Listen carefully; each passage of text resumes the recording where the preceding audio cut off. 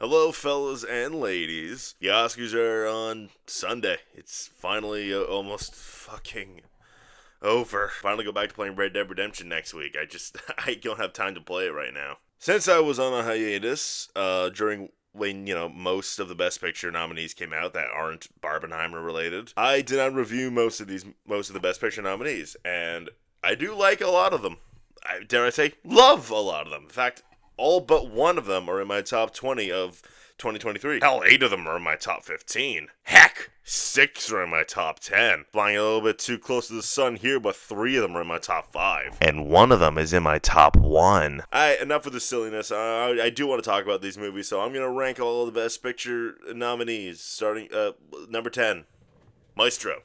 Maestro is the only movie that I actively dislike amongst the nominees, if I'm being completely frank. I don't think it's a terrible movie by any means. I do think as the director, Bradley Cooper, creates a film with a very clear style. The style does to benefit the film. I certainly have some questions, but it's consistent and very well crafted. Obviously, the cinematography is excellent. We've all heard about the cathedral scene at this rate, and yeah, it is excellent. I did think Bradley Cooper was great, although I do wish we got a little bit more below the surface than what was, a lot of his performance was, on the surface. Carey Mulligan I thought was actually fantastic. I'd say even better than Cooper. But the script is not good. Found the film's bullet point approach to be very weak. Very early on in the film, I found myself quite disinterested. Feels like there wasn't much to say with this story, nor did I delve into the central marriage in the film, in a proper way. There's some moments, the film just kind of, shows us, random bullshit, and then it goes right next to some other random bullshit. It's I don't understand what's the overarching plot here. It doesn't go down the Wounded Tomb biopic format. It's not we're not dealing with Bohemian Rhapsody here or Elvis, but it's approach just feels so lifeless. And lifeless is not the right word, but it feels when the movie is over, I learned nothing about this person. Coming at number 9, American Fiction.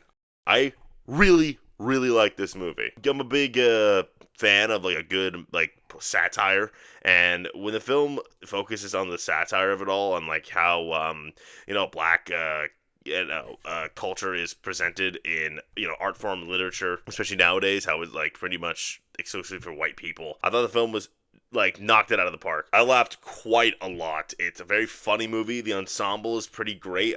Jeffrey Wright, terrific performance for that man. I thought I couldn't believe him more in this movie. I will say when the movie I get why they did this, but the whole family drama stuff, the dichotomy between them, here's what people want from black stories, here's an actual black story. I understand it. I will say it's kind of the weak spot of the film. I don't think it's bad. It's definitely just the not as interesting as the satire. When he's going up, when Jeffrey Wright's character's going up against book people, I guess, and he's trying to kill the book, but you should keep getting bigger and bigger. That's to me the highlights. The family drama stuff, while isn't bad, definitely was the most forgettable aspect of the film. But overall, I think American Fiction's a great movie, a very funny movie. Very into this one. Number 8, The Holdovers. The Holdovers, man, how do you not like The Holdovers? I know some people do, but how do you not like it? After the first hour, the movie is just relentlessly perfect. The first hour is good, although I can definitely see some pacing issues, definitely see some, stuff that could have been cut. But the final hour just hits such emotional highs, on top of being relentlessly really funny. Paul Giamatti is genuinely spectacular in this movie, giving one of his best performances alongside Divine Joe Randolph, and Dominic Sessa is such an insane revelation in this movie. I definitely didn't get to the point where I was crying, but I got very emotional on many moments of the film. I loved the 70s aesthetic.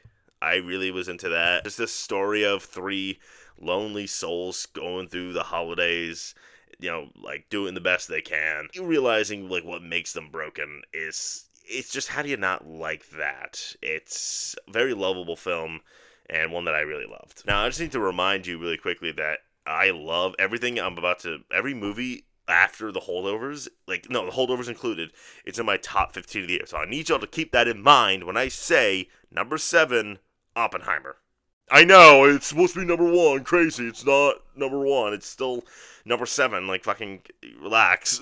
But no, Oppenheimer is truly a miracle of a movie. I definitely got my nitpicks, cough cough, Gene Tatlock, but I think what Christopher Nolan pulled off with this film is truly, exemplary. It's a very, tense, fascinating, well crafted. Like war is the wrong word, but like if it's like a epic proportions feel earned despite what's on hand. Like a lot of this movie is political conversations and talks about science nonsense, and yet the movie never for a second feels like it's just slow or like going like at a Brit. Like the pace of this movie is surreal. I love the ensemble. Cillian Murphy, goated. Like this movie goated him. There are many moments in the movie where I can think about them and just be like, whoa, Nolan was on like fucking God mode with these scenes. Oppenheimer is just a really great movie with a nice dash of, nuclear holocaust dread. Coming in at number 6, I'm going with Poor Things. Poor Things, man, I love this movie so much, man. Every time I watch it, I'm just like, man, this movie's just unreal. I've seen it like I think 5 times now. The world that Yorgos Lanthimos builds in this movie, like with like the tone and the quirkiness and how wacky it is, it never once feels like it's not of service of the plot that he's building here. I love the cast very much. Emma Stone, terrific performance. I love Willem Dafoe, the GOAT. Mark Ruffalo, doing stuff I've never seen him do before. And shout out to Rami Youssef, because he's also fantastic, and he's not getting the love he deserves. Things I notice, like, in multiple viewings is, like, something like the lighting helps exemplify themes of, like, womanhood and, like, our expectations for women, which are... I will say, definitely, the movie definitely hits a low in, like, a point in the third act, namely when they're in Paris. I think that's definitely the part of the film where I'm the most checked out, but I understand why it's in the movie. I think it works very well. And I think Poor Things is just a film I'll be going back to for years to come. Coming at number 5, Barbie. I guess like you're not allowed to like Barbie anymore because there was a point in time when it was like loved to death, but now I have to like apologize for loving it. But I'm not gonna. I think Barbie is genuinely fantastic, and I love the ensemble. I love the production. I love everything Greta Gerwig did with this movie. The set, I mean, I can go on forever about the aesthetic of the film. It's just so pleasing to look at. The film's writing is so wacky and funny. It lives its own world with its own set of rules, and I just love that a lot. I love movies kind of like just live in this heightened reality. But yeah, it could have just been nothing more than a silly romp, but the movie actually delves deep into like our ideas of, gender identity and how we cling to them like a blanket. I mean, it's a Barbie movie. I don't know why Gerwig thought it was necessary to get all fucking like existential on us, but shit, she did it. And I absolutely loved it, and I will watch it forever. Coming in number 4, The Zone of Interest. The more I hear about this movie, the more I read about it, the more everything about it, the more I watch it, the more I'm just so blown away by what Jonathan Glazer pulled off here.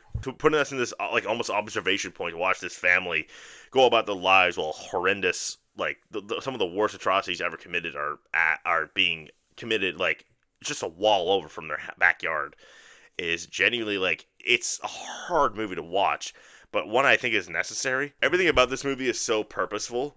The way the movie like looks like appealing, which is part of like what makes it so scary. How like mundane everything feels, despite like what we as the audience know. The sound design, dog, don't even get me fucking started on the sound design. And overall, I actually genuinely believe that like The Zone of Interest is gonna have like a fantastic legacy attached to it. Like I do think in time it's gonna be considered an all-timer. It's gonna be a film like so worthy of dissection and like analyzation, because Zone of Interest just has so much to unpack, and I think it's just too brilliant to not have a great legacy attached to it. Number 3, Killers of the Flower Moon. Martin Scorsese, man, you want to talk about having the juice. Scorsese, this boy, that my manja Italian boy, has the juice. Scorsese's Italian, right? He has to be. I'd be pretty fucking bummed if he wasn't. But Killers of the Flower Moon is such an epic film, despite, like, it being about a genocide. I'm with most people that I wish we got a little bit more out of Molly, but I do think what Scorsese pulled off here, making a film so digestible, despite, being about greed and white supremacy in the 1920s, and also how it can still bury into today and how we tell Osage stories, that's fucking beast of a film right there. It's also so watchable. At 3.5 hours, like, I could have kept going. Performances are all fantastic. Leo, terrific. Lily Gladstone, terrific. De Niro, terrific. I love Killers of the Flower Moon. I hope Scorsese never dies. Number 2, Past Lives.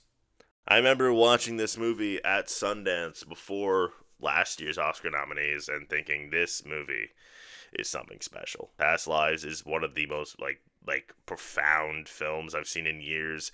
A film so obsessed with the idea of like the past we don't take and how things we do to seek human connection like in the form of love. It's a very like beautiful film that I ended up sobbing my goddamn eyes out just to talk to Celine Song. I'm still like just so blown away that this is her first film. The directing of this film is so precise and exact. Like, everything is so specific, and yet it comes off as so natural. Greta Lee, we'll avenge you. We will avenge that woman. She is so deserving of all the flowers. I can't believe she didn't get one. I mean, the movie just makes you think about things you maybe don't want to, but it never comes off as, like, indulgent in its own way. Like, it's a film that's so, like, precious and beautiful. I don't know how much to say about this movie. It's just so fucking good. And then coming in at number one, my number one favorite movie of 2023, Anatomy of a Fall. Everyone, let's do a quick PIMP song. Da da da da da da da da da da da da da da. That's enough. Anatomy of a Fall is my favorite movie of the year. It just is. Sandra Hüller, I mean, she can do anything. She's just like this in Zone of Interest. She's a goat. And I just found out she existed this year. What made me impressed about this movie? Everyone's talking about the writing. Deservedly. The writing is spectacular, and I'm so happy it's going to win screenplay. What impressed me a lot is Justine Trier's direction. This is a movie where had one thing gone wrong, the whole movie collapses. But it never does. The movie keeps you invested because there's genuinely no, like, real, like, concrete evidence as to whether or not this woman committed this crime. And the movie just keeps you there for the entire film as it goes through this bullshit procedural. Man, this Best Picture lineup is fucking great. Even with Meh-stro there, like, they're all great films. I'm very happy with this year's lineup. You know, I can live with one bad movie and then 9 excellents. You know, I can live with that. So I'm giving this this Best Picture lineup a thumbs up. Alright, that's all. That's the things I'm gonna say. Like, subscribe, share, and bye. I'm done with doing funny outros.